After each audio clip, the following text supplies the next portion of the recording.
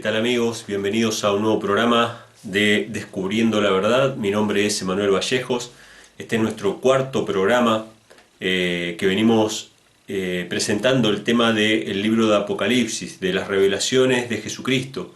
Y en el programa pasado, en el programa número 3, que de paso hago la aclaración para todos aquellos que nos escuchan por primera vez, sepan que todos nuestros programas de radio están grabados y están subidos a la web. O sea que nadie tiene por qué perderse el hilo, aunque cada programa en sí mismo tiene un mensaje particular. Si no escuchaste los programas anteriores, de este programa vas a sacar una bendición. ¿Por qué?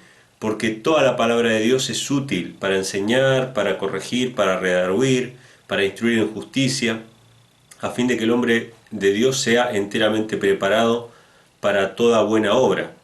O sea que todo lo que leamos de la santa palabra de Dios en este programa, por más que seguimos un hilo, ¿no? Estamos en Apocalipsis capítulo 1 y vamos a ver de los versos 11 en adelante hasta el final del capítulo 1. Por más que seguimos un hilo, cada programa es particular. Cada programa tiene un mensaje especial de salvación, de vida eterna, porque son palabras de Cristo.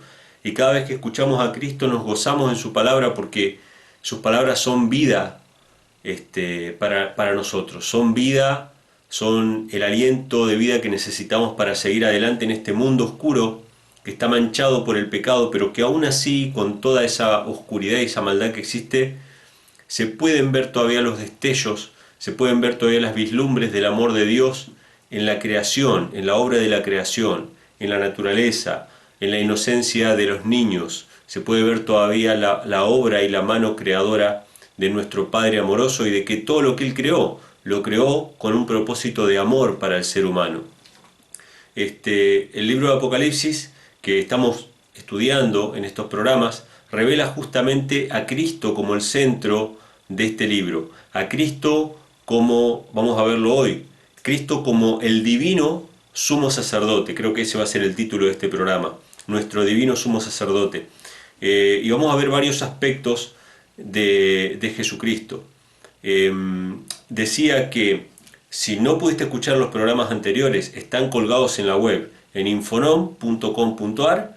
Entrás ahí, programas de radio, Descubriendo la Verdad, y ahí estoy subiendo, cada semana estoy subiendo el archivo, tanto en audio, en buena calidad, para que ustedes lo puedan, si quieren escucharlo en el celular, si tienen deseo de evangelizar y llevar estos programas a alguna emisora para que sean repetidos, lo pueden hacer sin ningún problema. Y también se están poniendo los programas en video, ¿sí? Esto, aparte de ser un programa radial, es un video que lo pueden encontrar en nuestro canal de YouTube. Allí estamos poniendo todos los videos, todos los materiales referentes al mensaje de salvación. Así que no hay excusa, ¿sí? Si se perdieron los anteriores, no hay problema, no pasa nada, los pueden ir escuchando cuando quieran o no, ¿sí? Este programa, el programa de hoy, va a ser una bendición. ¿Por qué? Porque está basado en la Biblia, en la palabra de Dios, y todo lo que viene de Dios es una bendición para nosotros. Yo lo he comprobado con mi vida que no debería tener ningún sentido a esta altura del partido, no debería tener ningún motivo para ser feliz o para seguir adelante, y sin embargo Dios me da cada día motivaciones para ser feliz, para mirar con optimismo el futuro, para seguir adelante, para poder ayudar a otros, para no concentrarme en mis problemas, para ser como Cristo hizo en esta tierra, de servir a otros. Él no vino para ser servido, sino que vino para servir. Muchas veces la depresión, muchas veces la angustia, es simplemente un exceso de mirarse a uno mismo. Tenemos que dejar de mirarnos a nosotros mismos, dejar de mirar a los demás, las cosas malas que hacen los demás, y empezar a ser nosotros de bendición para los que nos rodean. Empezar a ser nosotros de alguna manera una ayuda para aquellos que están a nuestro alrededor. Sin lugar a dudas, Dios nos ha dado dones, aunque sea uno, aunque sea un don. Si no es el don de la palabra, es el don del servicio. Si no es el don del servicio, probablemente sea visitar a los necesitados, probablemente sea hacer felices a otros de alguna u otra manera. Hay quienes tienen el don de preparar alimentos saludables. Hay infinidad de dones porque Dios reparte como a Él le parece, y esos dones tienen que ser puestos en el servicio, en la obra de Dios. tenemos que ser de bendición para otros, para que nuestra vida tenga un sentido y un propósito. Por lo tanto, cuanto más nos centramos en nosotros mismos, somos una carga para los demás. Si nosotros ponemos nuestra vista en Cristo, que es el autor y el consumador de nuestra fe, entonces nuestra vida va a ser una bendición para los que nos rodean. Así que bueno, vamos a arrancar Apocalipsis capítulo 1, habiendo dicho esto de que pueden bajar todos los programas de radio de nuestra página en internet. Les mando un saludo a toda la audiencia, a todos los que nos están escuchando, los que nos escuchan por primera vez. Sepan que al final de este programa, durante la transmisión en esta misma radio, en esta misma emisora, se dan las vías telefónicas para los que quieran recibir algún material o ponerse en contacto para recibir mayor información.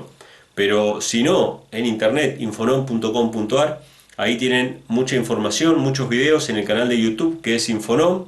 También pueden encontrar muchos videos y muchos materiales disponibles para seguir investigando. Vamos a Apocalipsis. Nosotros en el programa anterior nos quedamos en el capítulo 1, en el versículo 10, ¿sí? El versículo 10 nos decía que la visión que tuvo Juan la tuvo en el día del Señor, la tuvo en el día sábado, en el día de reposo. ¿Por qué? Porque Cristo es el Señor del sábado, por lo tanto cuando Él dice yo estaba en el día del Señor, estaba en el día sábado, en el día de reposo. Y dice en el versículo 10, yo fui en el Espíritu en el día del Señor y oí detrás de mí una gran voz como de trompeta. Una voz de trompeta. Esta es una identificación clara de Cristo, ¿sí? Porque la Biblia nos dice en 1 Tesalonicenses capítulo 4 que Cristo va a venir con voz de arcángel y con voz de trompeta, ¿sí? Esa voz de trompeta es una voz de anuncio, una voz de alarma. De hecho, dos doctrinas vimos, en realidad tres, había una introductoria que es la doctrina de Dios, pero vimos dos doctrinas fundamentales que están en el capítulo 1 en los versos anteriores. La segunda venida de Cristo, que va a ser vista con todos los ojos humanos, es decir, va a ser una segunda venida visible y gloriosa con poder. Y vimos el sábado, ¿sí? Advenimiento y sábado, y la doctrina de la deidad, ¿sí? Pero justamente esta referencia de voz de trompeta tiene que ver con eso, con la segunda venida de Cristo. Pero ahora vamos a ver más doctrina, ¿sí? La tercera doctrina que está presentada en el capítulo 1, que es una doctrina fundamental también, tiene que ver con Cristo como sumo sacerdote. Eso lo vamos a ver en los próximos versículos, ¿sí? De hecho, el título de este video es Nuestro Divino Sumo Sacerdote. Entonces dice que escuchó una voz como de trompeta, verso 11, que decía, yo soy el alfa y omega, el primero y el último, escribe en un libro lo que ves y envíalo a las 7 iglesias que están en Asia, a Éfeso, a Esmirna, a Pérgamo, a Tiatira, a Sardis, a Filadelfia y a la Odisea. Interesante, él escuchó una voz, que es la voz de Cristo, lo vamos a ver ahora porque después lo dice, yo lo anticipo, ¿no? Es la voz de Cristo, una voz de trompeta, pero dice que escriba todas las cosas para las 7 iglesias que están en Asia. 7 iglesias.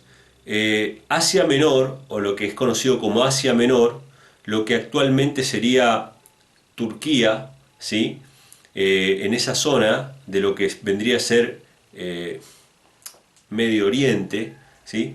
Estaban 7 iglesias literales. Acá están mencionadas una por una: Éfeso, Esmirna, Pérgamo, Tiatira, Sardis, Filadelfia y la Odisea.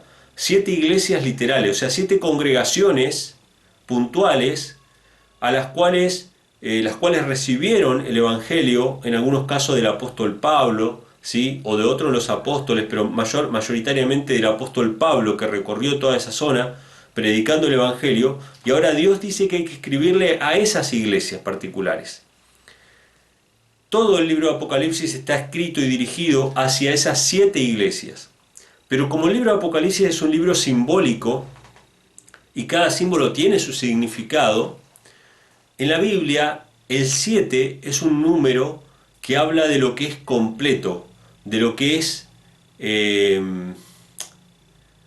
no quiero decir eterno porque a veces se refiere, ¿no?, a Dios como Dios eterno, pero sí algo que es completo, es absoluto, ¿sí?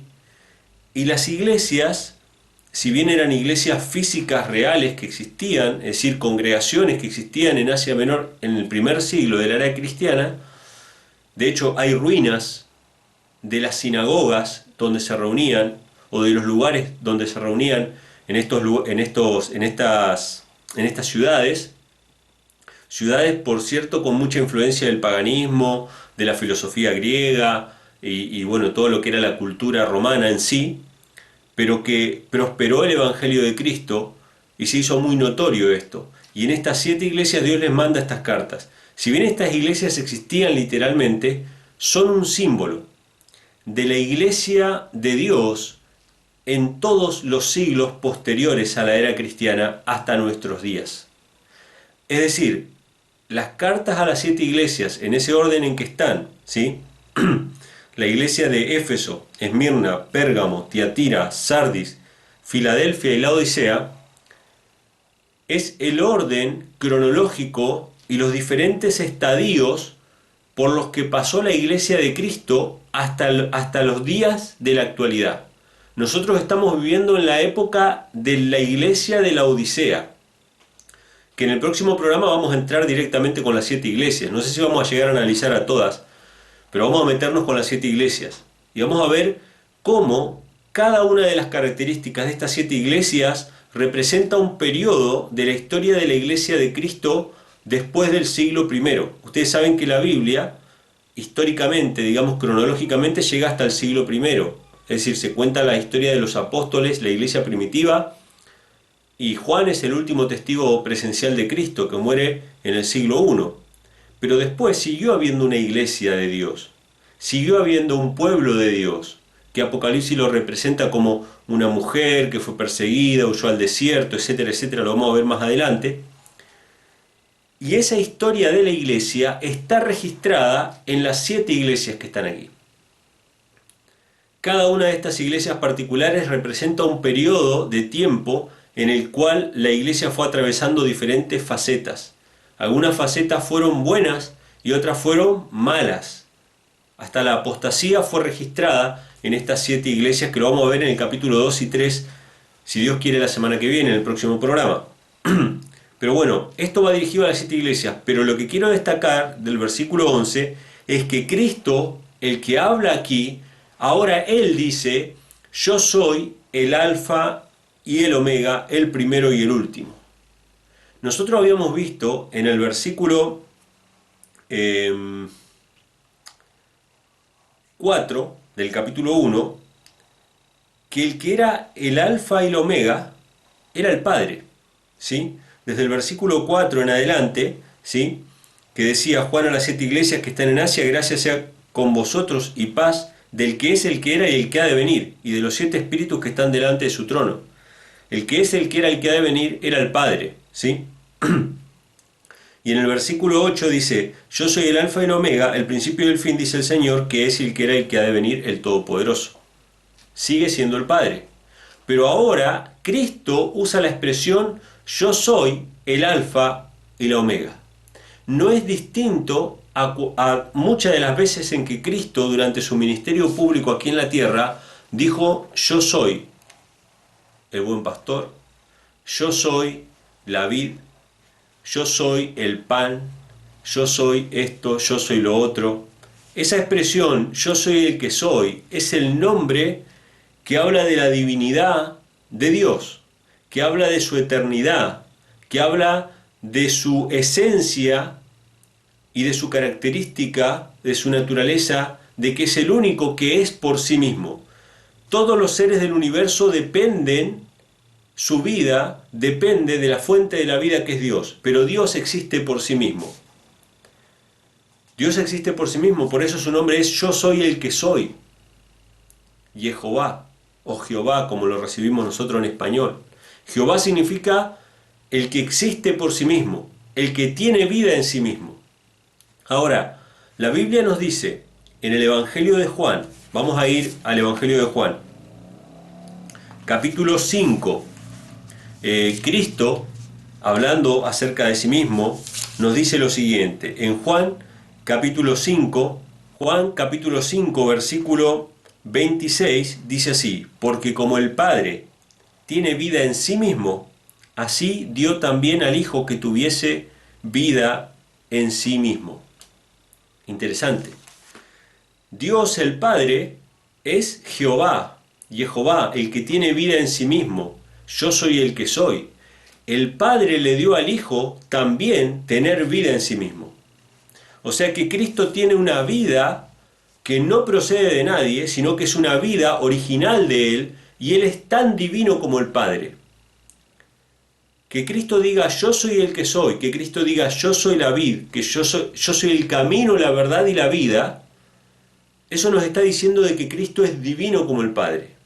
Ahora, ¿hay pasajes que muestran la divinidad de Cristo? Por supuesto, Juan capítulo 1, verso 1, en el principio era el verbo era con Dios y el verbo era Dios. Ese pasaje nos muestra que Cristo en el principio estaba con el Padre, ¿sí? Estaba con Dios, pero a la vez era Dios. ¿Significa que era el mismo ser que el Padre? No, sino que era divino como el Padre, que compartía con el Padre su divinidad. Cristo es el único ser en todo el universo que comparte con el Padre la naturaleza divina. Nosotros somos seres creados por el Padre y podemos llegar a ser participantes de la naturaleza divina, pero podemos llegar a ser participantes, ¿sí? Pero Cristo es divino por naturaleza. Él comparte con el Padre los mismos genes, por así decirlo. Estoy usando un lenguaje humano en realidad, ¿no? Así como Adán dijo de Eva, esta es carne de mi carne y hueso de mi hueso, el Padre dice del Hijo, este es mi Hijo amado en quien tengo complacencia. El Hijo unigénito, ¿qué significa unigénito? El único engendrado por el Padre, el único que es divino como el Padre por naturaleza. Entonces Juan 1.1 nos dice claramente que Cristo era divino como el Padre, que es divino como el Padre. Isaías 9.6 nos dice que el nombre de Cristo iba a ser Dios fuerte, Padre eterno, Príncipe de paz. ¿Por qué iba a ser llamado Dios fuerte Cristo? Porque Cristo es divino como el Padre, porque comparte la naturaleza divina del Padre. ¿Por qué iba a ser llamado Padre eterno? No porque fuera el mismo Padre, sino porque Dios le dio a Cristo hijos. Los hijos que tú me diste, le dice Cristo al Padre en la carta a los Hebreos. O sea, Dios le dio hijos a Cristo. De hecho, Él nos llama hijitos a nosotros, ¿sí? Hebreos capítulo 1, Dios le dice al Hijo, tu trono, oh Dios, es un trono de justicia. Entonces, la Biblia nos habla constantemente de la divinidad de Cristo y de que Cristo literalmente es el Hijo divino de Dios. Y acá en Apocalipsis capítulo 1, Cristo se identifica con la misma expresión, yo soy el alfa y la omega. Esa expresión, el alfa y la omega, obviamente que no lo vamos a tomar literal. ¿Por qué? Porque si yo tomara literal, yo soy el alfa y la omega, el principio y el fin, estaría aplicando de que en realidad tanto Dios como su Hijo tienen principio y fin. En realidad no, sino que se refiere a que cuando nosotros miramos hacia el pasado, hacia lo más lejano que podamos llegar a ver con nuestros ojos mortales y poner un principio, antes que todo eso ya estaba Dios, y ya estaba Cristo. Y por más que miremos hacia el futuro con los ojos de la profecía y que nos extendamos a los siglos en el futuro, allí está Cristo. A eso se refiere, yo soy el alfa y la omega, el principio y el fin. Muy bien, habiendo hecho esa aclaración acerca de la divinidad de Cristo, ¿no? Porque en el programa anterior, en el segundo, ¿sí? En el segundo programa, este es el cuarto ya, en el segundo programa hablamos acerca de la doctrina de Dios y establecimos que Dios es el Padre, ¿sí? La Biblia lo llama Dios al Padre. Y aunque Cristo comparte la naturaleza divina del Padre, aunque se lo puede llamar Dios como al Padre, no es Cristo el único Dios verdadero. Cristo se lo llama el Hijo unigénito de Dios. ¿Por qué es importante esta aclaración? Porque la Biblia nunca llama, o Cristo mismo nunca dice yo soy Dios. Él dice yo soy el Hijo de Dios. Es más, le dice a los judíos, aquel al que ustedes llaman Dios, ese es mi Padre. ¿Sí? Constantemente él hace referencia a que el Dios del Antiguo Testamento es su Padre. ¿Sí? Él no dice, bueno, yo soy Dios. Yo soy el que les hablé, bueno, ahora yo soy Dios. Él sí dice que el Antiguo Testamento da testimonio acerca de él. ¿De qué manera daba testimonio acerca de él? A través de los corderos, a través de los sumos sacerdotes, a través de la historia de Abraham y de Isaac, ¿sí? Siempre la historia de ese padre entregando a ese hijo. De esa manera, obviamente, que el Antiguo Testamento, las Escrituras daban testimonio acerca de Cristo.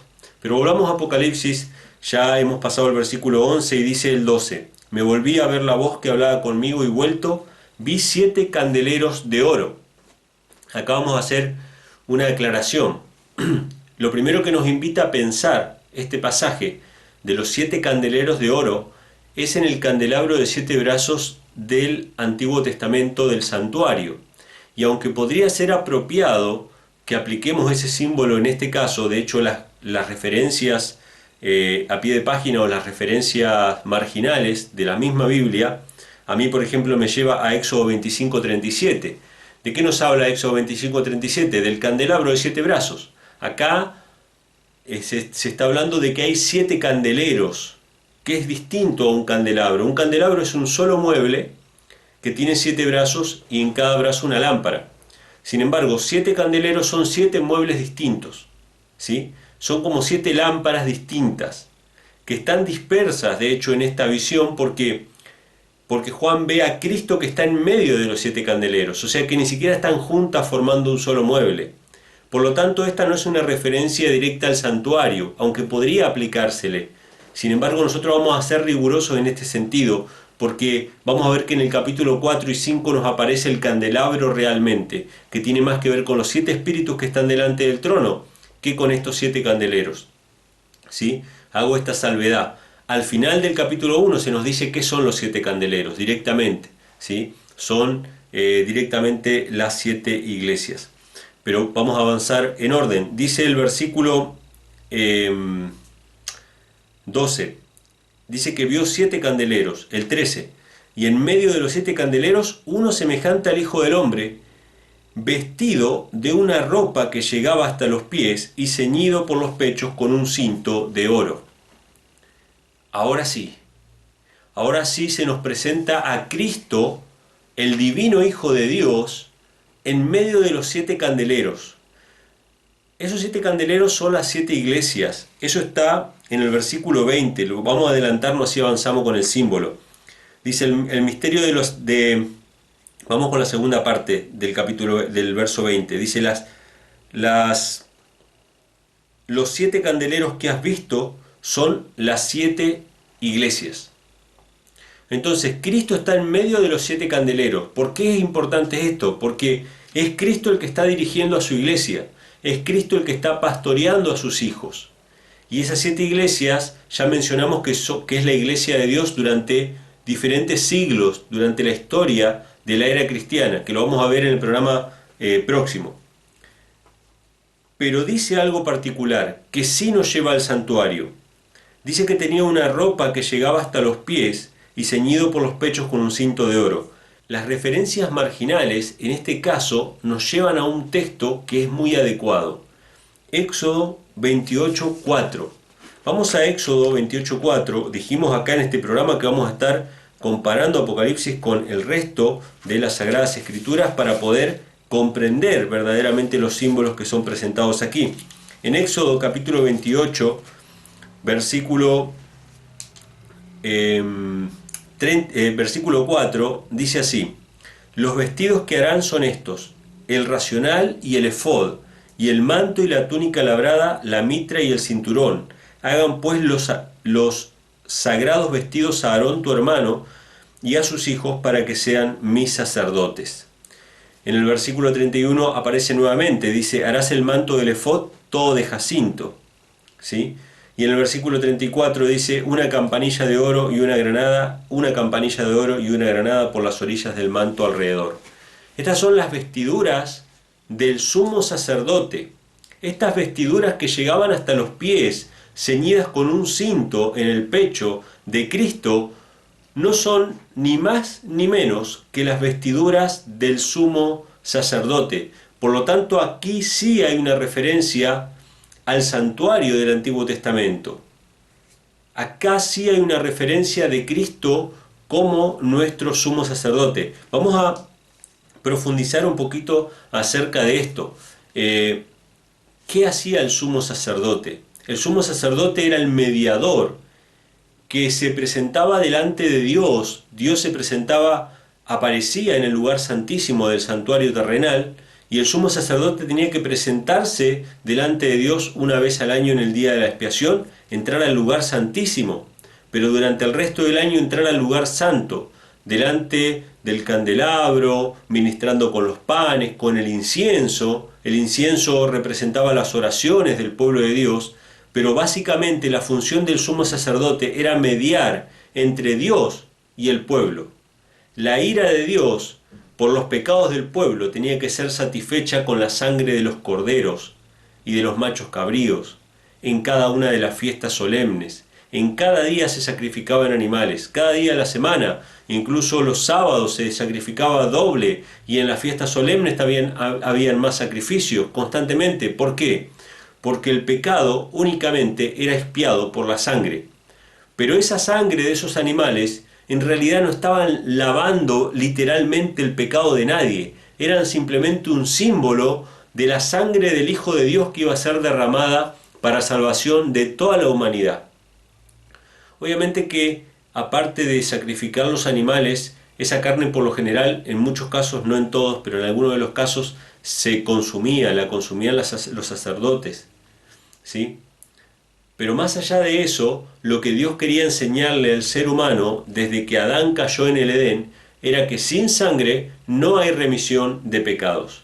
Y no era la sangre de ese animal estaba representando al verdadero Cordero de Dios que quita el pecado del mundo, que es Cristo. Y ese sumo sacerdote no era el verdadero mediador, era un símbolo del verdadero sumo sacerdote, que es Jesucristo, que está en los cielos, ministrando en favor nuestro. Vamos a ir a la carta a los Hebreos y vamos a ver cómo el apóstol Pablo allí nos habla directamente acerca de esta cuestión, de cómo Cristo en realidad es nuestro verdadero sumo sacerdote y que intercede por nosotros en los cielos delante de Dios para perdón de nuestros pecados.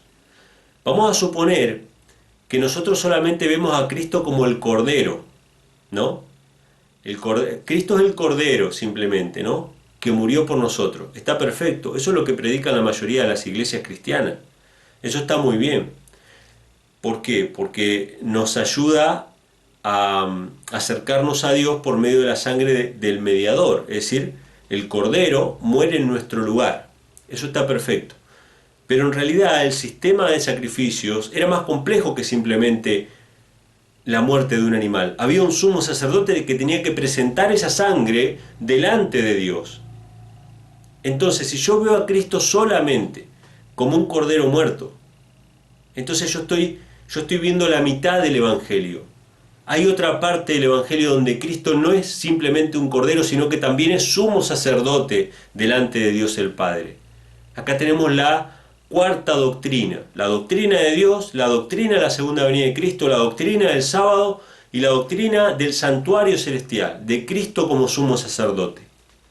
¿Sí? En Hebreos capítulo 8, versículo 1 en adelante, se nos dice lo siguiente: así que la suma acerca de lo dicho es, tenemos tal pontífice, sumo sacerdote en realidad es la expresión, que se sentó a la diestra del trono de la majestad en los cielos. Cristo se ha sentado a la diestra de la majestad en los cielos, en el santuario celestial. El trono de Dios en los cielos estaba representado aquí en la tierra por el arca de la alianza.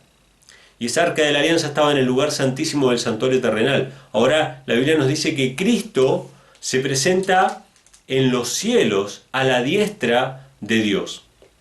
Y dice lo siguiente: ministro del santuario y de aquel verdadero tabernáculo que el Señor asentó y no el hombre. Amén. Es decir, Pablo tenía bien claro que en realidad el santuario terrenal era meramente una sombra, era simplemente un modelo del verdadero santuario que está en los cielos. Y Cristo, intercediendo por nosotros en ese santuario, era el verdadero sumo sacerdote, al cual tenemos que acudir como mediador, como nuestro representante delante de Dios. Representa a toda la raza humana Cristo, porque Cristo tomó nuestra naturaleza humana y se la llevó al cielo. Alabado sea Dios por eso. Alabado sea Cristo por eso, porque Cristo se despojó a sí mismo, siendo en forma de Dios, siendo igual a Dios. Y esto es importante para muchos cristianos que dicen Cristo es Dios. Si Cristo es Dios, la Biblia no diría siendo igual a Dios o siendo en forma de Dios. Si era Dios, no era igual a Dios, no era en forma de Dios. Pero la Biblia dice que Cristo era igual a Dios, era en forma de Dios. Miguel, que es el nombre de Cristo, es ¿quién como Dios? ¿Dónde hay otro que sea como Dios? En ningún lado, solamente Cristo es como Dios, es el único ser que es como Dios. Entonces, Él siendo igual a Dios, teniendo la forma de Dios, se despojó a sí mismo, bajó a esta tierra, tomó la naturaleza humana y se la llevó al cielo. Con esta naturaleza humana, obviamente una naturaleza humana glorificada, ya no una naturaleza humana caída. Cuando Él resucita de entre los muertos, Él resucita glorificado, como han de resucitar todos aquellos que crean en Él, en el día final, en el día de la segunda venida de Cristo. Llevó nuestra naturaleza humana al cielo, y allí en el cielo, como sumo sacerdote, intercede delante de Dios por nosotros. Cristo es nuestro sumo sacerdote. Tanto Hebreos capítulo 8 como Hebreos capítulo 9 nos hablan de Cristo como el Cordero y como el sumo sacerdote. Así que lo que tenemos en Apocalipsis capítulo 1, en el versículo 13, que habla acerca del efod, de ese manto, ¿sí? De esas vestiduras sacerdotales ceñidas por un cinto, nos muestran en realidad la función de Cristo en los cielos, intercediendo por nosotros como sumo sacerdote, ¿sí? Ahora, ya tenemos casi completo el panorama. ¿Por qué? Porque estamos viendo ahora a nuestro divino sumo sacerdote. Divino, porque es el alfa y el omega. Sumo sacerdote, porque está vestido como sumo sacerdote, intercediendo ante el Padre. Y vamos a ver la reacción de Juan. Esto es una de las partes más hermosas del capítulo 1, es con la que más me siento identificado. Estoy seguro que muchos de los que están escuchando este mensaje también lo van a sentir así. Versículo 14 dice: sus cabezas y sus cabellos eran blancos como la blanca lana, como la nieve, y sus ojos como llama de fuego. Esta blancura no tiene que ver con la edad, tiene que ver con la gloria. Así se pusieron sus vestiduras en el monte de la transfiguración. Así se puso todo Cristo, glorificado en el monte de la transfiguración cuando lo vieron los apóstoles. Dice, y sus pies semejante al bronce bruñido. Acá dice el latón fino, pero en otras versiones dice el bronce bruñido. Ardiente como en un horno, y su voz como ruido de muchas aguas. Y tenía en su diestra 7 estrellas, y de su boca salía una espada aguda de 2 filos, y su rostro era como el sol, cuando resplandece su furia. Hermanos, la visión que Juan tiene acerca de Cristo no es como el desvalido niño que nació en Belén. No es como el humilde carpintero que paseaba o que caminaba por las aldeas de Nazaret llevando las marcas del trabajo, de la pobreza en la cual él vivió. No estaba viendo a ese Cristo, estaba viendo un Cristo glorificado, un Cristo tomando el lugar que le corresponde en los cielos a la diestra del Padre, ¿sí? Un Cristo exaltado por el mismo Padre. El Padre le dice, siéntate a mi diestra, hasta que ponga a tus enemigos por estrado de tus pies. El peor y último enemigo que va a ser vencido es la muerte, ¿sí? Satanás es el enemigo, pero la consecuencia final, que es la muerte, también va a ser destruida. El postrer enemigo que va a ser destruido. Entonces dice en el versículo 17, y cuando yo le vi, caí como muerto a sus pies. Hermanos, cuando el ser humano pecador, cuando el ser humano debilitado por todos los fracasos de la vida, que se conoce a sí mismo, yo me conozco a mí mismo, sé todas las miserias que tengo, sé todas las cosas que todavía me faltan cambiar, sé los pecados que he cometido en el pasado. Cuando me miro a mí mismo y veo la gloria de Cristo, no sentimos otras cosas que la desesperación y la muerte inminente. Si Dios se presentara con toda su gloria delante de la humanidad, todos seríamos fulminados, La gloria de Dios tuvo que ser velada en Cristo, que tomó nuestra naturaleza humana para que nosotros podamos resistir su gloria. Y aún así los discípulos dijeron, nosotros vimos su gloria, vimos la gloria como el unigénito Hijo de Dios. Solamente Cristo podía acercársenos a nosotros, trayendo la divinidad y uniéndola con la humanidad. Pero el ser humano caído y pecaminoso es vulnerable ante esa gloria y siente que va a morir, porque la paga del pecado es la muerte, y cuando nuestra indignidad choca con la pureza y la santidad de Cristo, entonces sabemos que la muerte es inminente. Y acá nos dice que Juan cayó como muerto. De la misma manera que Pedro en la barca, en la pesca milagrosa, dijo, apártate de mí, Señor, porque soy hombre pecador. De la misma manera que Ezequiel, cuando vio Ezequiel 1, esa visión del trono de Dios y de toda esa maquinaria con ruedas que giraban de manera ordenada, que representa los reinos de la tierra, ¿no? Que van avanzando durante toda la historia, pero que en realidad el que está arriba es el que controla todo, que es Dios. Cuando vio la gloria de Dios, cayó como muerto. Y Daniel también cayó postrado a los pies del ángel que traía la gloria de Dios, que era el ángel Gabriel, que es el mismo ángel que trae la gloria de Cristo en Apocalipsis capítulo 1. Nosotros sentimos eso. ¿Y qué sentimos inmediatamente? Nuestra indignidad. Merecemos la muerte, porque la paga del pecado es la muerte.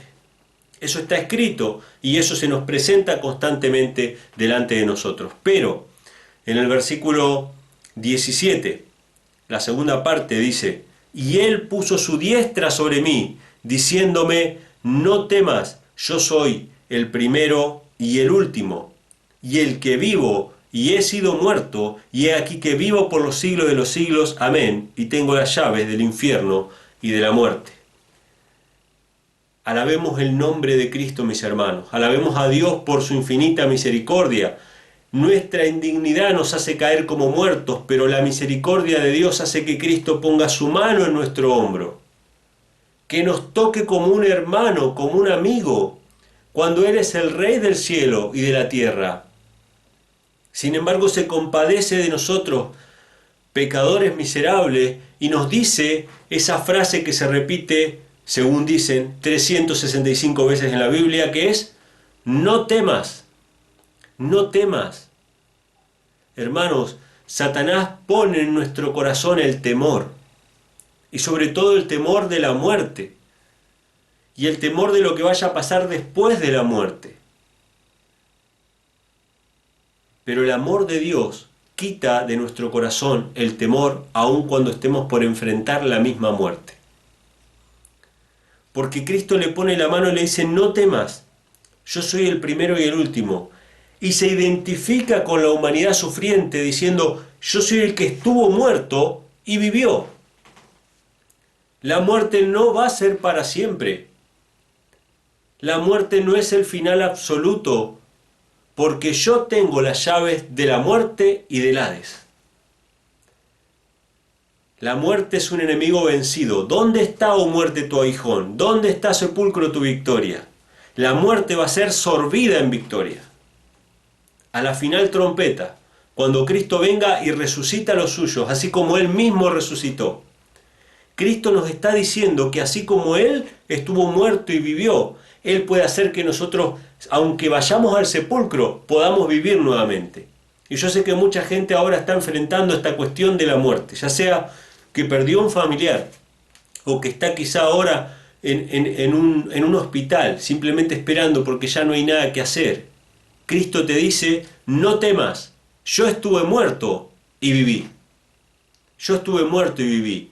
Y yo tengo las llaves del sepulcro y de la muerte. El que crea en Cristo, aunque esté muerto, vivirá. Esas fueron las palabras que Cristo le dijo a la hermana de Lázaro. Cuando ella salió a recibir a Cristo, ya Lázaro ya había muerto hacía 4 días, ¿no?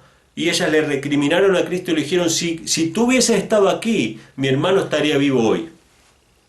Siempre, hermanos, que perdemos un familiar, que la muerte nos arrebata un ser querido, empezamos a preguntarnos todas las cosas que se podrían haber hecho para que no pasara lo que pasó.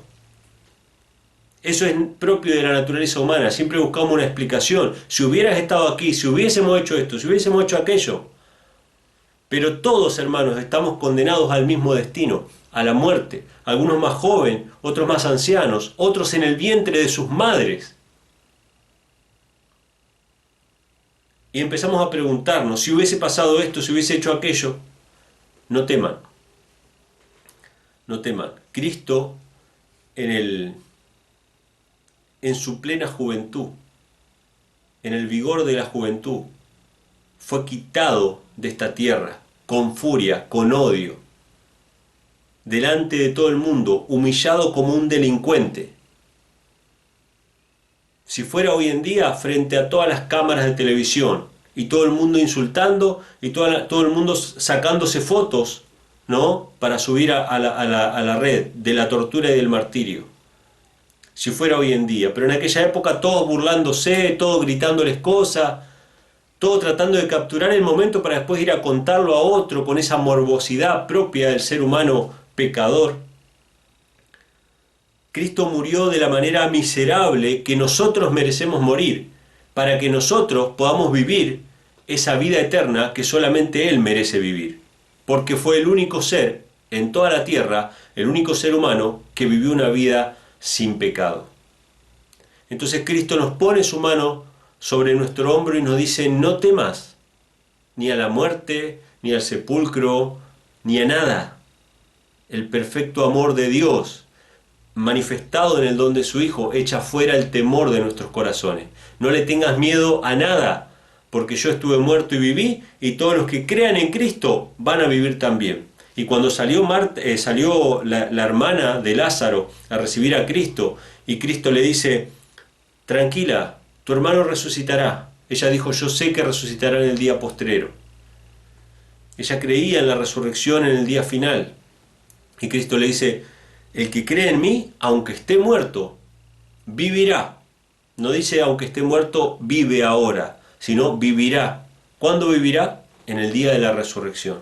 Esa es la esperanza que tenemos todos los que hemos perdido un familiar, un ser querido, de que hemos de volver a verlo en el día de la resurrección. Y esta es la primera promesa que nos pone aquí. Entonces acá tenemos, hermanos, se nos ha ido un poquito la hora. Estamos ya finalizando el programa de hoy, pero vamos a leer los últimos pasajes del capítulo 1. Dice, versículo 19, escribe las cosas que has visto y las que son, y las que han de ser después de estas. Verso 20, el misterio de las 7 estrellas que has visto en mi diestra, y los 7 candeleros de oro. Las 7 estrellas son los ángeles de las 7 iglesias, y los 7 candeleros que has visto son las 7 iglesias. Bueno, Cristo está entre los candeleros, que son las 7 iglesias de Asia Menor. Esas 7 iglesias representan la iglesia de Cristo a lo largo de los siglos, desde del principio de la era cristiana hasta la segunda venida de Cristo. Y los ángeles de cada una de esas 7 iglesias son los mensajeros de cada una de las 7 iglesias. La palabra ángel significa mensajero en griego, ¿sí? Está relacionado con los mensajeros de Dios, ¿no? Esos seres poderosos que trabajan en pro de la salvación del ser humano, pero también se refiere a los pastores o a los ministros de cada una de las iglesias, y cada una de esas iglesias tenía ángeles, tenía mensajeros. Entonces Dios le escribe a esos mensajeros para que esos mensajeros lo den después a la iglesia.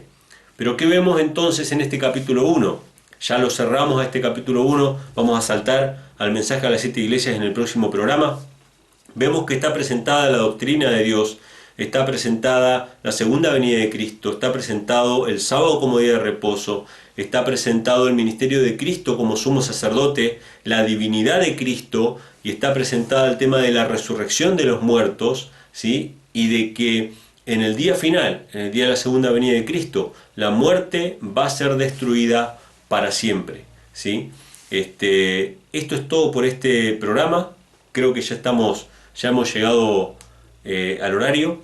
Les comento a todos aquellos que nos sintonizaron un poquito más tarde que si no escuchaste los programas anteriores o escuchaste este programa por la mitad, en YouTube podés ver todos nuestros programas de radio. Si buscas Infonom en YouTube, ahí vas a ver todos los programas de Descubriendo la Verdad. Este es el 4.º programa Cristo, nuestro divino sumo sacerdote, y todos nuestros programas están subidos en MP3 y en video en infonom.com.ar. Así que entrá ahí a la página, buscá más información, comunicate con la radio, investigá las Sagradas Escrituras, porque es lo único que nos puede traer paz en este mundo en el que vivimos. Todas las respuestas a todas las preguntas que tenemos como seres humanos, a todas nuestras angustias, a todas nuestras necesidades, están en Cristo. No hay otro nombre, no hay otro Salvador, no hay otro mediador, no hay más nada que Jesucristo, el Hijo de Dios, el único camino que nos puede llevar a Dios el Padre. Hasta aquí, hermanos, el programa de hoy, este programa número 4. Nos vamos a encontrar la próxima semana en el próximo programa para encarar el mensaje a las 7 iglesias. Si estás viendo este video en YouTube, bueno, gracias por verlo, suscríbete a este canal, deja tus comentarios, compartí este video con tus amigos y nos estaremos encontrando en la próxima emisión de Descubriendo la Verdad. Que Dios les bendiga.